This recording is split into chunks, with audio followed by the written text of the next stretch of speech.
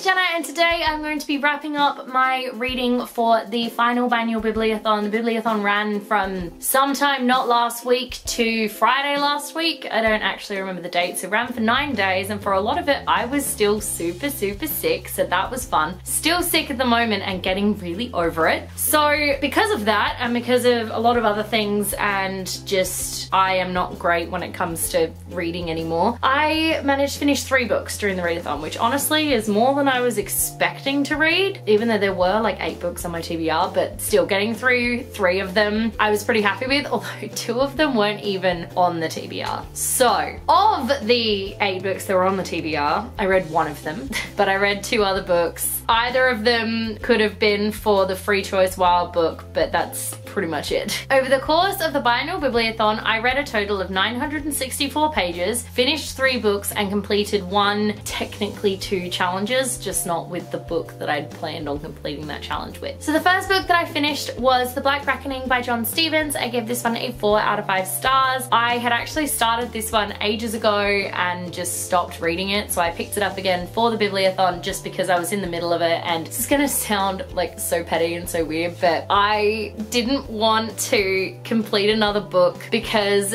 then it would mess up my Goodreads challenge, and like when I was looking at the Goodreads challenge it wouldn't be all 3 of these books in a row. Yeah, I'm weird with stuff like that. So I wanted to binge read this series so that it would look really good on my Goodreads challenge, so that's what I did. This was the ending book to the Books of Beginning and I did really enjoy this one. My big issue with it is the main character Emma. I'm not a huge fan of Emma, so I really struggled with reading a book that was almost entirely from like her point of view. I loved the plot though, and I loved that we got to see a lot of our favorite characters and we got to see them in some different situations. One thing I will say is something I didn't pick up on until I read the acknowledgements of this book.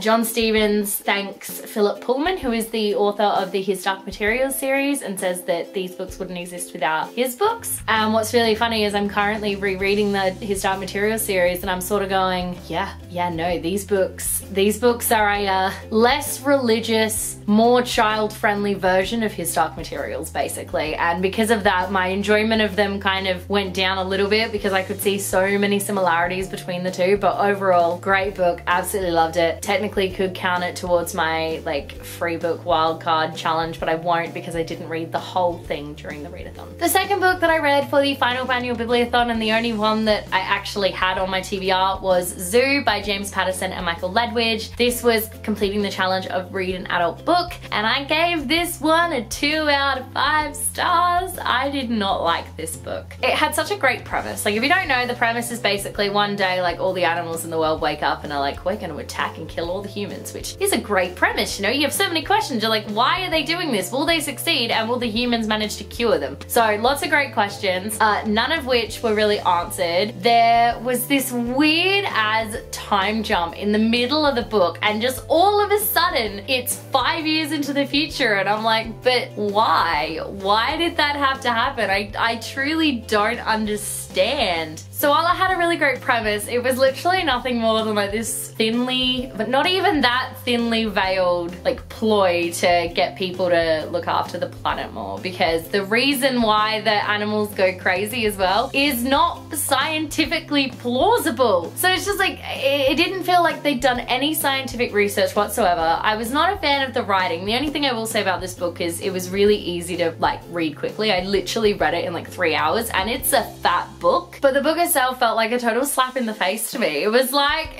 James Patterson and Michael Ledwidge was standing in front of me, slapping me, being like, do better with the planet, do better with the planet. And I was like, I'm not here to get attacked. Like, yes, I believe that humans are screwing up the planet and we do need to do something about it, but that's not what I was expecting from this book, and I don't need you like telling me every 2 seconds. The book didn't end either. It was just kind of like left on a plot thread, and I'm like, I don't appreciate this. I didn't feel like we got to know any of the characters beyond like a very surface level. Like the big time jump, in that time jump, our main characters like get married and have a baby, and I'm like, no, I don't care about your relationship because I didn't get to see your relationship. So basically, yeah, this book was a total mess and I was not a fan, which is a shame because I love the TV show and that's why I picked up this book, but like the two, they're so far apart, and I do prefer the TV show, even though the TV show by the end of it was a mess too, but this book was just like a mess from beginning to end. And then the last book that I read for the readathon is one that you guys, after seeing how I felt about Zoo, you guys are gonna be like, why did you read this?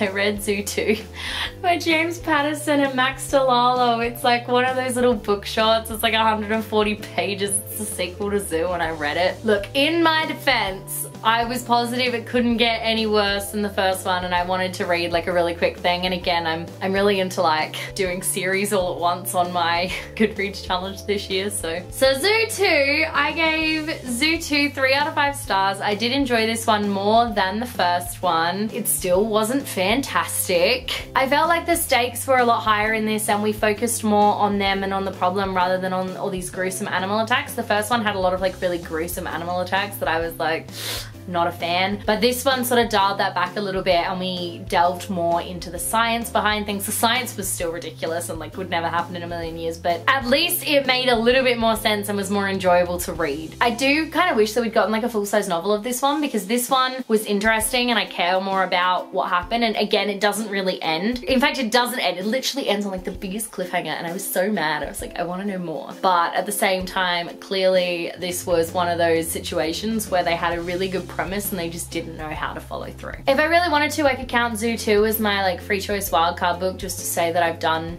2 challenges and I might do that. And so there you have it. Those are the 3 books that I managed to read for the final biannual bibliothon. Thank you so much for watching. Let me know in the comment section below if you participated in the bibliothon and what you read because I'd absolutely love to know. Also let me know if you have read any of these books because I'd love to know your thoughts on them, especially Zoo. I want to know if I was the only one who was disappointed by it. If you like this video, be sure to give it a huge thumbs up and don't forget to subscribe to my channel so you don't miss a thing. Stay random.